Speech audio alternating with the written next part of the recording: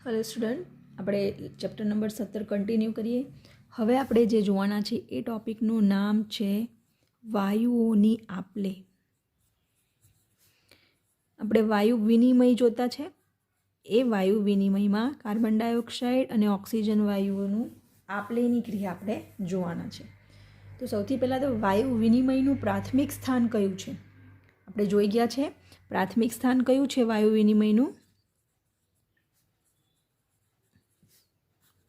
વાયુકોષ્ઠ, બરાબર। વાયુકોષ્ઠ જે છે ત્યાં જ ઓક્સિજન રુધિરમાં પ્રવેશશે અને રુધિરમાંથી કાર્બન ડાયોક્સાઇડ વાયુકોષ્ઠમાં પ્રવેશશે અને વાયુકોષ્ઠમાંથી શરીરની બહાર જશે, બરાબર।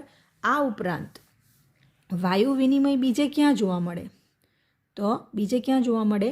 તો રુધિર અને પેશીઓની વચ્ચે આપણે શું જોતા છે? વાયુ વિનિમય, બરાબર। વાયુ વિનિમયનું પ્રાથમિક સ્થાન એક વાયુકોષ્ઠ અને બીજું છે રુધિર અને પેશીઓની વચ્ચે। તો અહીંયા જે કાર્બન ડાયોક્સાઇડ અને ઓક્સિજનનું વિનિમય થાય એ શેને આધારે થાય? તો આ વાયુ વિનિમય થશે ઓક્સિજન અને CO2ના દબાણ ઢોળાંશને આધારે, બરાબર। વાયુ વિનિમયમાં ઓક્સિજન અને CO2ના દબાણ ઢોળાંશ હશે તેને આધારે એ વાયુઓનું વિનિમય થશે, એટલે કે પ્રસરણ થશે, બરાબર। તો અહીંયા આપણે આ પ્રસરણ જે થાય વાયુઓનું, બરાબર, શું થવાનું? વાયુઓનું પ્રસરણ। તો આ વાયુઓના પ્રસરણ પર અસર કરતા પરિબળો જોઈએ તો કયા આવશે? તો એક તો વાયુઓની દ્રાવ્યતા,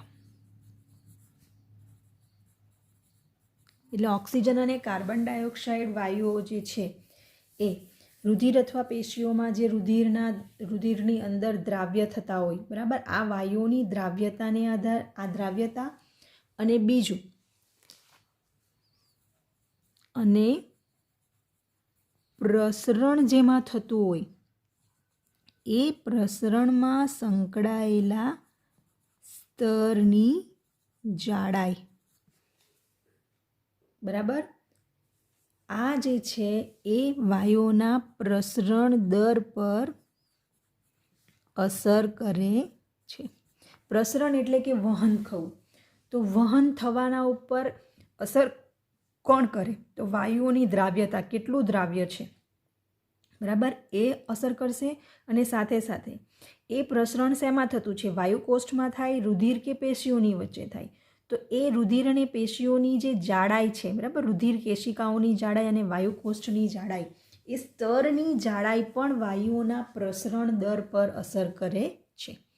એટલે વાયુનું પ્રસરણ વધારે થશે કે ઓછું થશે, એટલે ધીમું થશે કે ઝડપથી થશે, એના ઉપર અસર કરતા પરિબળોમાં આવશે વાયુઓની દ્રાવ્યતા અને પ્રસરણમાં સંકળાયેલા સ્તરની જાડાઈ, બરાબર।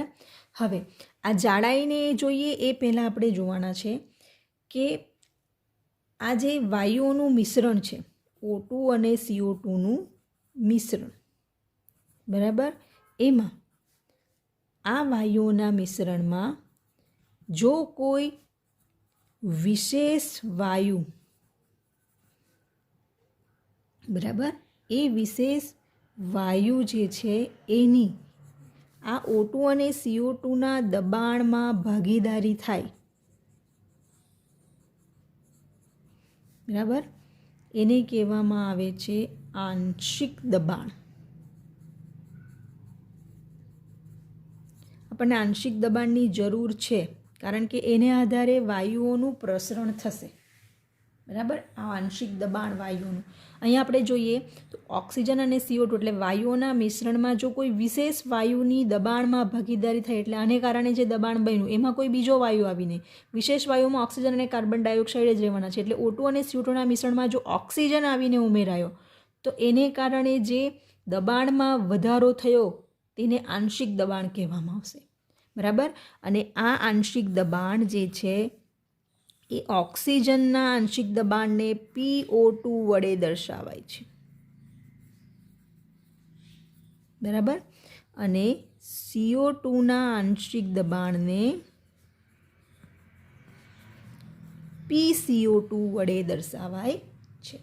બરાબર, એટલે ઓક્સિજન અને કાર્બન ડાયોક્સાઇડના મિશ્રણમાં જો ઓક્સિજન વાયુ વધારાનો આવી ગયો તો એને ઓક્સિજનનું આંશિક દબાણ કહેવામાં આવશે, અને કાર્બન ડાયોક્સાઇડનું પ્રમાણ વધી જાય તો એને કાર્બન ડાયોક્સાઇડના આંશિક દબાણ તરીકે ઓળખવામાં આવે છે.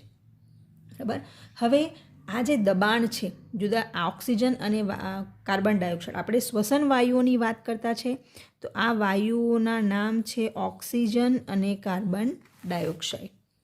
બરાબર, તો એનું વાતાવરણમાં દબાણ કેટલું હશે એ જોઈએ. આ ઉપરાંત એનું વાયુકોષ્ઠ, રુધિર અને પેશીઓમાં દબાણ પણ આપણે જોઈએ. તો ઓક્સિજનનું વાતાવરણમાં દબાણ જે હોય એ હંમેશા યાદ રાખજો mmHg, મિલીમીટર Hg. Hg એટલે પારો, દબાણ દર્શાવવા માટે જે પારો વપરાય, બરાબર, એ એટલે અહીંયા દબાણ આવશે એનું 159 mmHg. ઓક્સિજનનું વાતાવરણમાં આટલું દબાણ હોય અને કાર્બન ડાયોક્સાઇડનું હોય છે 0.3 mmHg. બરાબર, આ વાતાવરણમાં દબાણ જોયું. હવે વાયુકોષ્ઠના દબાણની વાત કરીએ તો વાયુકોષ્ઠમાં ઓક્સિજનનું દબાણ રહેશે 104 વધુ, જ્યારે કાર્બન ડાયોક્સાઇડનું 40. હવે રુધિરની વાત કરીએ તો રુધિરમાં ઓક્સિજન વિહીન અને ઓક્સિજન યુક્ત એમ બે રુધિર હોય છે. બરાબર, ઓક્સિજન યુક્ત અને ઓક્સિજન વિહીન અને પેશી. બરાબર, તો ઓક્સિજન વિહીન જે રુધિર છે એમાં ઓક્સિજનનું દબાણ 40 રહેશે, જ્યારે કાર્બન ડાયોક્સાઇડનું 45. ઓક્સિજન યુક્ત રુધિરમાં ઓક્સિજનનું દબાણ 95, જ્યારે આનું 40 કાર્બન ડાયોક્સાઇડનું, અને પેશીમાં ઓક્સિજન 40 હશે તો કાર્બન ડાયોક્સાઇડનું દબાણ 45 હોય છે. આ દબાણ યાદ રાખવાના. તમને ક્વેશ્ચન પૂછાય MCQમાં કે વાયુકોષ્ઠમાં ઓક્સિજનનું દબાણ અથવા કાર્બન ડાયોક્સાઇડનું દબાણ આટલું હોય છે. બરાબર, આપણે આંશિક દબાણ જોવાના છે. બરાબર, આ આંશિક દબાણ છે. આ આંશિક દબાણ તમારે લર્ન બાય હાર્ટ કરવાનું, મોસ્ટ IMP. બરાબર, આ ખાસ ધ્યાન રાખવાનું. તો હવે આપણે આ કોષ્ટકમાં જોઈએ તો વાયુકોષ્ઠથી લઈને પેશી એટલે અહીંયા વધુથી પછી ધીમે ધીમે ઓછું થતું જાય છે. બરાબર, એટલે ઓક્સિજન જે છે, બરાબર, એ ઓક્સિજન એની સાંદ્રતાનો ઢોળાંશ એ આપણને કઈ બાજુ જોવા મળશે? ઓક્સિજન સાંદ્રતા ઢોળાંશ ક્યાંથી ક્યાં જોવા મળે? તો જોવા મળશે વાયુકોષ્ઠથી રુધિર અને પેશી તરફ, જ્યારે કાર્બન ડાયોક્સાઇડનો સાંદ્રતા ઢોળાંશ વિરુદ્ધ દિશામાં હોય. ઓક્સિજનમાં આ તરફ ઢોળાંશ જોવા મળશે, જ્યારે કાર્બન ડાયોક્સાઇડમાં એની વિરુદ્ધ દિશામાં, એટલે પેશીથી રુધિર અને રુધિરથી વાયુકોષ્ઠ તરફ. બરાબર, આ તરફ સાંદ્રતા ઢોળાંશ આપણે જોઈ શકીએ છીએ. આ કોષ્ટકને આધારે આપણે આ કહી શકીએ કે વાયુકોષ્ઠથી રુધિર અને રુધિરથી પેશીઓમાં ઓક્સિજનનું સાંદ્રતા ઢોળાંશ દર્શાવે છે, જ્યારે કાર્બન ડાયોક્સાઇડ એનાથી વિરુદ્ધ દિશામાં ઢોળાંશ દર્શાવે છે. બીજું જે પોઈન્ટ છે એ છે કે કાર્બન ડાયોક્સાઇડની દ્રાવ્યતા. બરાબર, આપણે અહીંયા દ્રાવ્યતા પણ વાયુના પ્રસરણ પર અસર કરે જોયું. તો આ કાર્બન ડાયોક્સાઇડની દ્રાવ્યતા એ ઓક્સિજન કરતાં લગભગ 20 થી 25 ગણી વધારે હોય છે. એટલે કાર્બન ડાયોક્સાઇડ વધુ દ્રાવ્ય હોય છે ઓક્સિજન કરતાં, એમ કહી શકીએ. દ્રાવ્યતા એની વધારે હોય છે અને તેથી જ બરાબર આ દ્રાવ્યતા જે છે એને કારણે જે પ્રસરણ સપાટીમાંથી આંશિક દબાણમાં પ્રસરણ પામે વાયુઓ, એમાં કાર્બન ડાયોક્સાઇડ વધુ માત્રામાં પ્રસરણ પામશે ઓક્સિજન કરતાં. કેમ? કારણ કે કાર્બન ડાયોક્સાઇડની દ્રાવ્યતા વધારે છે ઓક્સિજન કરતાં, એટલે CO2 વધુ પ્રસરણ પામે છે ઓક્સિજન કરતાં. બરાબર, પ્રતિ એકમ આંશિક દબાણથી પ્રસરણ, બરાબર. આંશિક દબાણ આપણે જોઈ જ લીધું છે, બરાબર. અને તેમાં પાછું દ્રાવ્યતા પણ મેળવીએ. તો દ્રાવ્યતાની દ્રષ્ટિએ કાર્બન ડાયોક્સાઇડ વધુ દ્રાવ્ય છે ઓક્સિજન કરતાં, એટલે કાર્બન ડાયોક્સાઇડનું પ્રસરણ વધુ ઝડપથી થશે ઓક્સિજનની તુલનામાં, બરાબર. હવે આપણે દ્રાવ્યતા જોઈ. બીજો આપણે પોઈન્ટ કયો જોવાનો છે? સંકળાયેલા સ્તરની જાડાઈ. તો હવે સ્તરની વાત કરીએ કે પ્રસરણ સપાટી. તો પ્રસરણ સપાટી એટલે આપણે એ વાયુકોષ્ઠની વાત કરીએ. તો વાયુકોષ્ઠ જે છે એ આપણને દ્રાક્ષના ઝુમખા જેવો આ રીતનો જોવા મળે. તો આ પ્રસરણ સપાટી એ છે ને મુખ્ય 3 સ્તરની બનેલી હોય છે. એ 3 સ્તર કયા એ તમને દર્શાવું. આ છે વાયુકોષ્ઠનું આ બનેલું જે સ્તર છે ને એને કહેવામાં આવે છે વાયુકોષ્ઠનું લાદીસમ અધિચ્છદ, બરાબર. આ જે છે સ્તર વાયુકોષ્ઠની ફરતે આવેલું એ લાદીસમ અધિચ્છદ કોષોનું બનેલું હોય છે આ રીતે.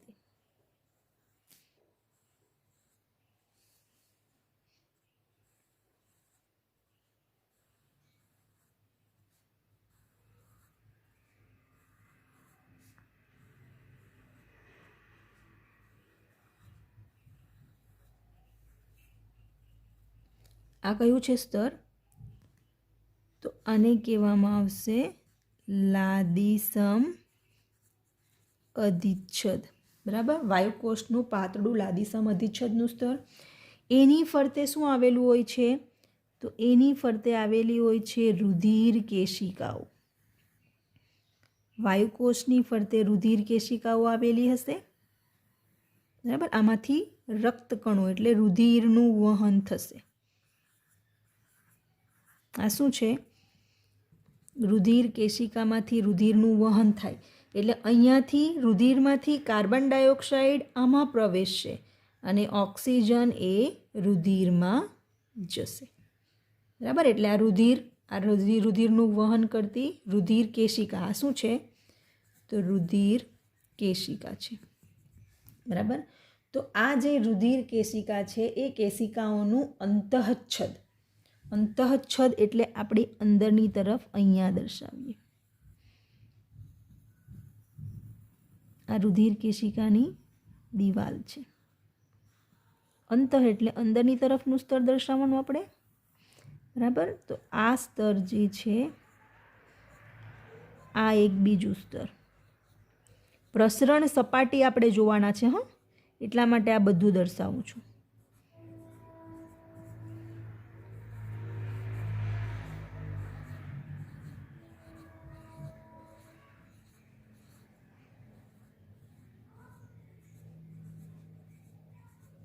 બરાબર. આ છે એ કયું? તો રુધિર કેશિકાનું અંતઃચ્છદ કહેવાય. અને એની વચ્ચે જે આ રહેલું છે એ ભાગને કહેવામાં આવે છે આધારક દ્રવ્ય. આ ભાગ, બરાબર.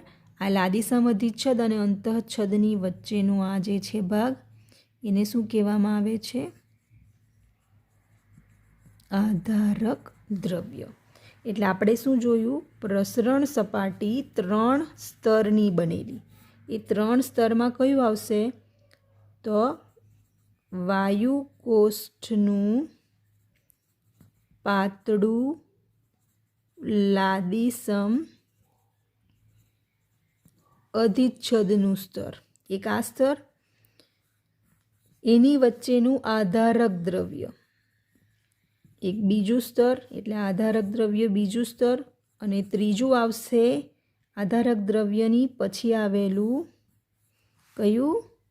રુધિર કેશિકાનું અંતઃચ્છદ.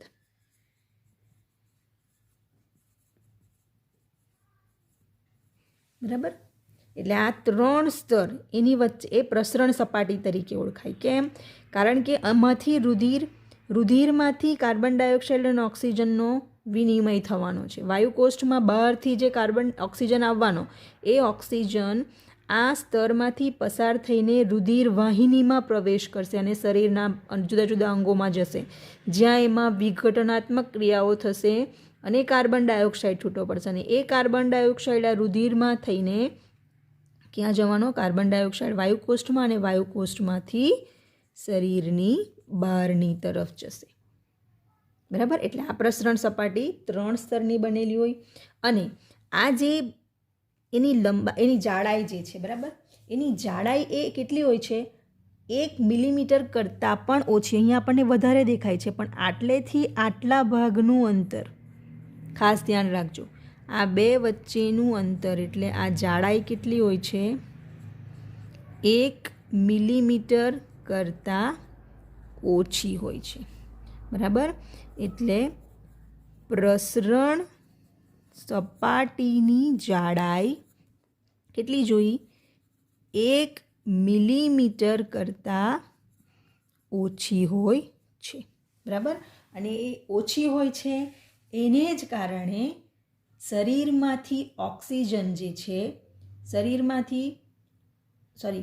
આપણે ઓક્સિજનનું વાયુકોષ્ઠથી રુધિર અને રુધિરમાંથી પેશીઓ તરફ વહન કરાવી શકીએ અને કાર્બન ડાયોક્સાઇડનું પેશીમાંથી રુધિર અને રુધિરથી વાયુકોષ્ઠ તરફ પ્રસરણ કરાવી શકીએ છીએ. આ પ્રસરણ જાડાઈને કારણે ઓક્સિજનનું વહન ક્યાંથી જોયું આપણે? ઓક્સિજનનું વાયુકોષ્ઠથી પેશી તરફ, જ્યારે CO2નું વહન પેશીથી વાયુકોષ્ઠ તરફ અનુકૂળ રીતે થાય છે. બરાબર. અનુકૂળ રીતે વહન થવાનું કારણ શું છે?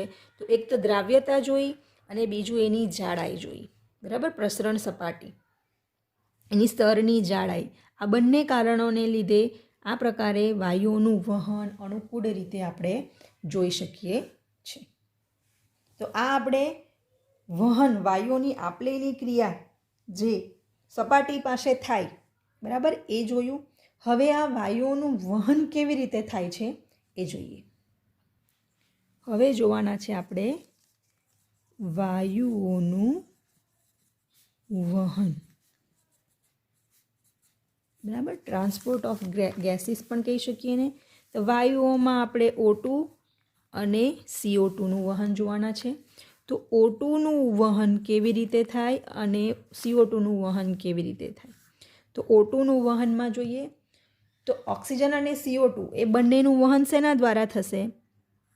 શેમાં થાય? તો રુધિર દ્વારા. બરાબર. રુધિર દ્વારા ઓક્સિજન અને CO2 બંને વહન પામશે.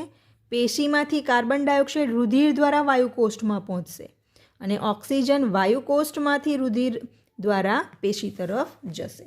તો આ ઓક્સિજનનું વહન જોઈએ તો લગભગ 97% ઓક્સિજન જે છે એ રક્તકણ દ્વારા વહન પામે છે. બરાબર. રક્તકણ દ્વારા આટલું અને બાકીનો રહ્યા 3% ઓક્સિજન એનું રુધિર રસ દ્વારા વહન થાય. પણ રુધિર રસમાં એ દ્રાવ્ય થઈ જાય છે. બરાબર. 97% ઓક્સિજન જે છે એ રક્તકણ દ્વારા વહન પામશે અને બાકીનો 3% એ રુધિર રસમાં દ્રાવ્ય થઈને રુધિર રસ દ્વારા વહન પામે છે. જ્યારે કાર્બન ડાયોક્સાઇડની વાત કરીએ તો કાર્બન ડાયોક્સાઇડમાં 20થી 25% કાર્બન ડાયોક્સાઇડ એ રક્તકણ દ્વારા વહન પામે છે. બરાબર. 70% CO2 એ બાયકાર્બોનેટ આયન સ્વરૂપે વહન પામે છે. એટલે HCO3- સ્વરૂપે. બાયકાર્બોનેટ એટલે HCO3- સ્વરૂપે. અને બાકીના કેટલા રહ્યા? 7%. તો એ 7% CO2 એ રુધિર રસ જેમાં દ્રાવ્ય સ્વરૂપે વહન પામે છે. બરાબર. ઓક્સિજન 100% થઈ ગયો, રક્તકણ દ્વારા વધારેમાં મેક્સિમમ પર્સન્ટેજ અને રુધિર રસમાં ઓછા પ્રમાણમાં પણ દ્રાવ્ય સ્વરૂપમાં. કાર્બન ડાયોક્સાઇડનું રક્તકણ દ્વારા અને રુધિર રસ દ્વારા વહન થવાનું પણ વધારે પ્રમાણમાં કાર્બન ડાયોક્સાઇડનું વહન બાયકાર્બોનેટ આયન સ્વરૂપે થશે. હવે કેવી રીતે આ વહન થાય છે એના વિશે આપણે જોઈએ તો એમાં પહેલું આપણે જોઈશું ઓક્સિજનનું વહન. બરાબર, O2 એટલે કે ઓક્સિજનનું વહન જોઈએ. તો ઓક્સિજનના વહનની વાત કરીએ તો ઓક્સિજન કેવી રીતે વહન પામે? તો પહેલાં આપણે જોઈએ 97% જે છે એ રક્તકણ દ્વારા વહન પામે. બરાબર, કેટલું? 97% રક્તકણ દ્વારા અને 3% રુધિર રસ દ્વારા. આપણે આ જોવાના છે. તો પહેલાં રક્તકણ વિશે જોઈએ.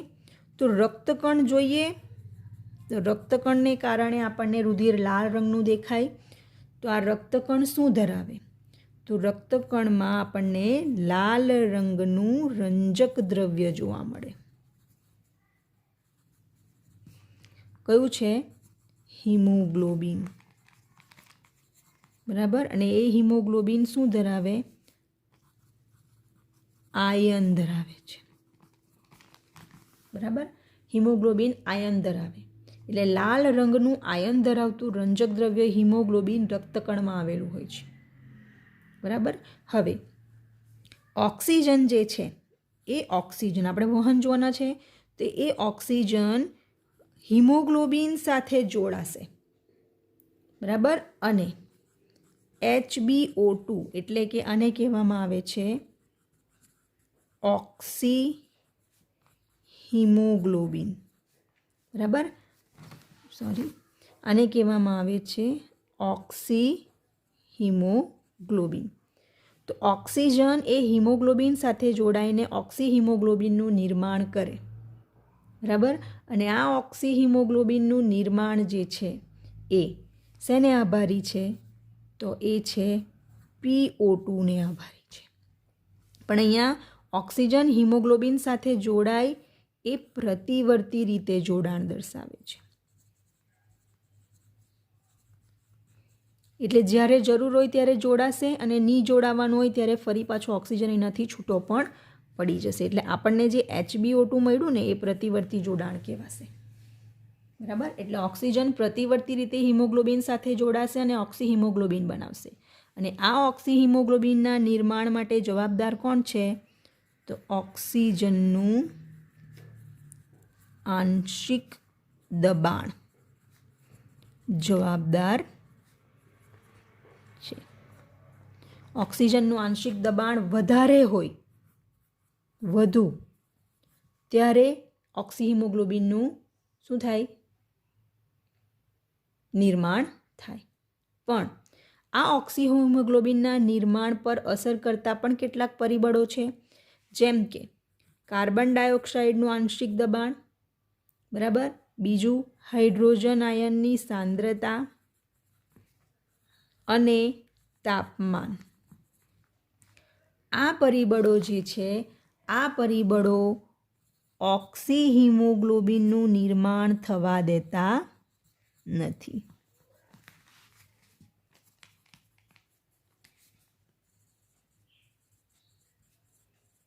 એટલે ઓક્સિજનનું આંશિક દબાણને કારણે ઓક્સી હિમોગ્લોબિન બનશે. પણ જો કાર્બન ડાયોક્સાઇડનું આંશિક દબાણ, હાઇડ્રોજન આયનની સાંદ્રતા અને તાપમાન જો વધે તો એ ઓક્સી હિમોગ્લોબિનનું નિર્માણ થતું નથી. એટલે ઓક્સી હિમોગ્લોબિનના નિર્માણ પર અસર કરતા પરિબળો આપણે આ કહી શકીએ છીએ.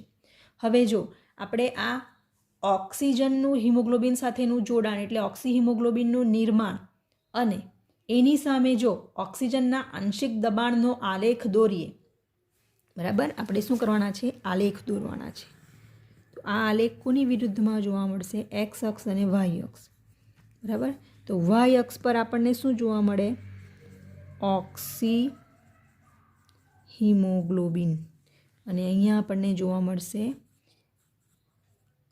PO2 એટલે કે ઓક્સિજનનું આંશિક દબાણ. બરાબર, આ mmHgમાં હશે. તો આપણે જો આલેખ દોરીએ તો આપણને કંઈ આ રીતનો આલેખ મળે, એસ આકારનો આલેખ મળે. બરાબર, અને આ આલેખ જે છે આપણે કોની સામે દોરી છે? આ આલેખને શું કહેવામાં આવે છે?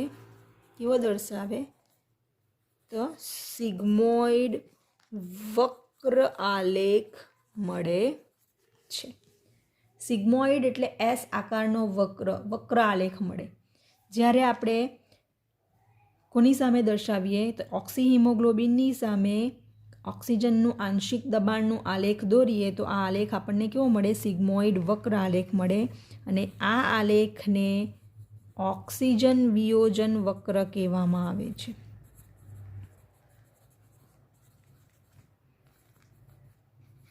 ઓક્સિજનનું વિયોજન એટલે છૂટું પડે. જેમ ઓક્સિજનનું આંશિક દબાણ ઘટશે તેમ ઓક્સિહિમોગ્લોબિનનું નિર્માણ તૂટી જશે અને એમાંથી ઓક્સિજન અને હિમોગ્લોબિન છૂટા પડશે. બરાબર? એટલે જેમ દબાણ વધુ તેમ ઓક્સિહિમોગ્લોબિન વધુ મળશે, પણ જેમ દબાણ ઓછું થશે તેમ ઓક્સિજન અને હિમોગ્લોબિન છૂટા પડી જશે. એટલે એને ઓક્સિહિમોગ્લોબિન ઓક્સિજન વિયોજન વક્ર તરીકે ઓળખવામાં આવે છે. અને આ વક્રનો ઉપયોગ શું થાય? તો આના દ્વારા આપણે